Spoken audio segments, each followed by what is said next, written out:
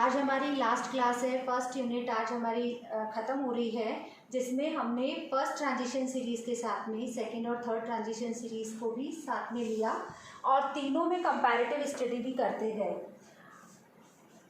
अब क्वेश्चन आता है कि डी ब्लॉक एलिमेंट्स के मेल्टिंग और बॉइलिंग पॉइंट ज़्यादा क्यों होते हैं। ये क्वेश्चन पूछा जा सकता है, why D block elements have higher melting and boiling point.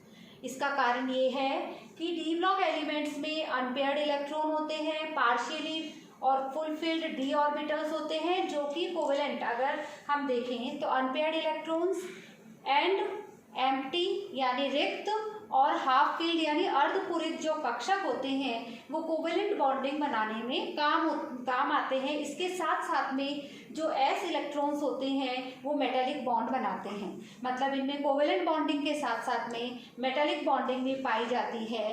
इस वजह से इनमें स्ट्रॉन्ग बॉन्डिंग होती है।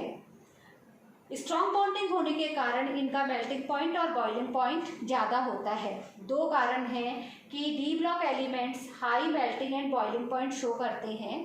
First is D block elements में अनपेयर्ड इलेक्ट्रॉन्स एंड रिक्त और अर्धपूरित डी ऑर्बिटल्स पाए जाते हैं, जो कि कोवेलेंट बॉन्डिंग के काम में आते हैं। इसके साथ साथ में ही एस इलेक्ट्रॉन्स मेटालिक बॉन्ड बनाते हैं और दोनों प्रकार की जो बॉन्डिंग होती है, कोवेलेंट बॉन्डिंग और मेटालिक बॉन्डिंग, एक स्ट्रॉन्ग बॉन्डिंग बन जाती है। इसके कारण इनका हाई मेल्टिंग पॉइंट और बॉइलिंग पॉइंट होता है। फिर आता है मरकरी। ये मरकरी ही एक ऐसा मेटल है जो कि लिक्विड मेटल है।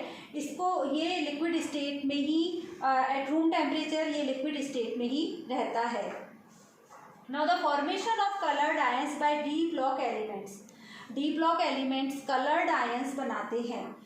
इनके जो वेराइटी ऑफ कलर्स पाए जाते हैं, जब हम देखेंगे तो होता क्या है, जब इसके ऊपर light frequency of UV visible radiation जब इनके ऊपर आती है तो ये उस लाइट को एब्जॉर्ब करते हैं और एब्जॉर्ब करने के बाद में जो कॉम्प्लीमेंट्री लाइट फ्रीक्वेंसी की जो हमें मिलती है वो हमें कॉम्प्लीमेंट्री कलर मिलता है। इसमें फर्स्ट आता है डी ट्रांजिशन। डी ट्रांजिशन में हम देखते हैं कि जैसे ही डी ब्लॉक एलिमेंट्स के ऊपर जैसे ही रेडिएशंस आएंगी या जैसे कोई लिगैंड इनके पास में आएगा तो इनमें एम्प्टी और हाफ फील्ड डी ऑर्बिटल्स होते हैं, वो स्प्लिट होके अपने सब ऑर्बिटल्स T2G और EG ऑर्बिटल्स में आ जाते हैं। इनमें एक्साइटेशन और डी एक्साइटेशन में क्या होगा, T2G ऑर्बिटल का जो इलेक्ट्रॉन होगा वो EG ऑर्बिटल में जाएगा और जब वो अपनी ओरिजिनल ग्राउंड स्टेट में आएगा उसको हम बोलेंगे डी एक्साइटेशन। इस तरीके के ट्रांजिशन को हम बोलते हैं डी ट्रांजिशन। अब देखिए डी ट्रांजिशन का मतलब ये होता है, ये जनरली डी जनरेट होते हैं। डी जनरेट का मतलब सेम एनर्जी होती है। जैसे हम देखते हैं डी ऑर्बिटल में 5 सब, जैसे डी ऑर्बिटल्स हैं वो 5 DXY, DYZ, DXZ, इसके बाद में होता है T2G एंड DEG। अब जैसे ही इसके ऊपर दिस इज डी जनरेट और इनकी जो एनर्जी होती है वो सेम होती है। जैसे ही इसके ऊपर कोई लिगैंड अटैक करता है, लिगैंड अटैक करते ही T2G और DEG दोनों के दोनों जो ऑर्बिटल्स होते हैं वो सेपरेट हो जाते हैं।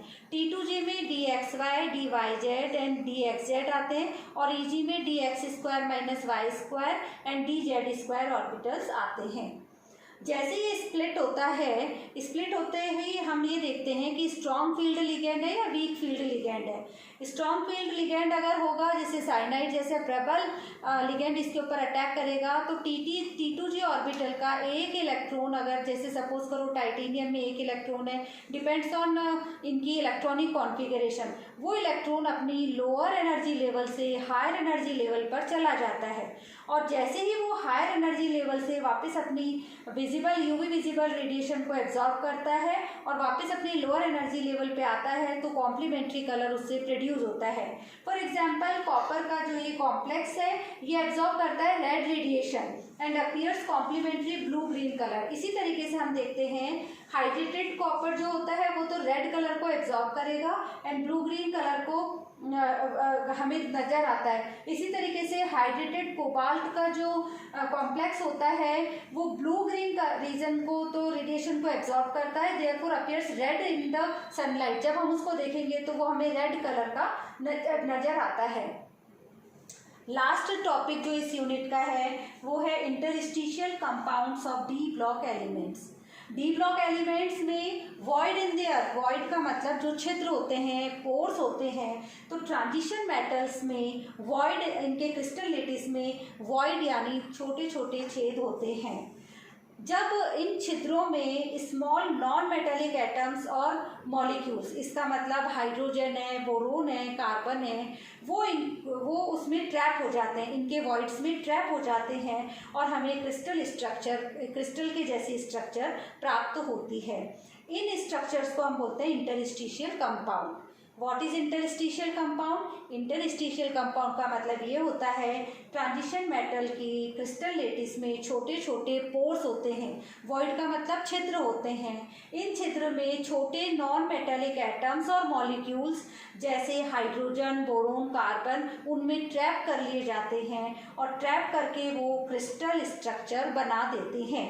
इस टाइप के जो स्ट्रक्चरल कंपाउंड्स होते हैं उन्हें हम इंटरस्टिशियल कंपाउंड कहते हैं। हिंदी में हमें अंतराकाशी कंपाउंड्स कहा जाता है। अब ये ना तो आयोनिक होते हैं और ना ही कोवेलेंट होते हैं, इनका जो बिहेवियर होता है वो नॉन स्टोइकियोमेट्रिक होता है। अब what is stoichiometric and non stoichiometric? Stoichiometric का मतलब अगर उनका कंपोजिशन सेम है, जैसे टाइटेनियम TiH ओनली होता तो ये दिस इज स्टोइकियोमेट्रिक, लेकिन ये नॉन स्टोइकियोमेट्रिक बनाता है। जैसे TiH 1.7, Ti का जो अगर रेशियो है तो 1 हो तो हाइड्रोजन का जो रेशियो है 1.7 है। इसी प्रकार से वैनेडियम हाइड्राइड हम देखेंगे तो वैनेडियम इज H का जो रेशियो है वो है 0.56। तो इस प्रकार से इंटरस्टिशियल कंपाउंड्स बनाते हैं। आज हमारी ये यूनिट ख़त्म होती है। इस यूनिट में हमने अगर ब्रीफली अगर देखें तो सबसे पहले हमने देखा कि डी ब्लॉक एलिमेंट्स की या ट्रांजिशन एलिमेंट्स की पीरियोडिक टेबल में क्या पोजीशन होती है। उसके बाद में 1 बाय 1 हमने इसका पूरा डिस्क्रिप्शन देखा कि इनका इलेक्ट्रॉनिक कॉन्फ़िगरेशन क्या होता है, इनका आयोनाइजेशन पोटेंशियल क्या होता है, शील्डिंग इफेक्ट क्या होता है, कॉम्प्लेक्स फॉर्मेशन क्या होता है, मैग्नेटिक प्रॉपर्टीज़ क्या होती हैं। और एग्जाम्स में जो क्वेश्चंस पूछे जाते हैं mainly shielding effect, what is shielding effect, या इनके आयोनाइजेशन जो पोटेंशियल है वो सेकेंड और थर्ड ट्रांजिशन सीरीज का जो आयोनाइजेशन पोटेंशियल है या इनकी जो आयोनाइजेशन रेडियस है, एटॉमिक रेडियस है, वो सिमिलर क्यों है, उसका कारण आपको बता दिया। लेंथेनॉइड कॉन्ट्रैक्शन, एक्टिनॉइड कॉन्ट्रैक्शन या शील्डिंग इफेक्ट। तो इस प्रकार के इसमें अलग अलग से क्वेश्चंस पूछे जाएंगे और ये पूछा जा सकता है what is interstitial compound of D block elements, what is the difference between stoichiometric and non stoichiometric compounds of D block elements. इसके अलावा पूछा जा सकता है व्हाट इज डी ट्रांजिशन, जो कि मैंने आपको अच्छे से पढ़ाया है। नाउ इसके बाद में जो हमारा नेक्स्ट लेक्चर होगा वो हम नेक्स्ट यूनिट स्टार्ट करेंगे।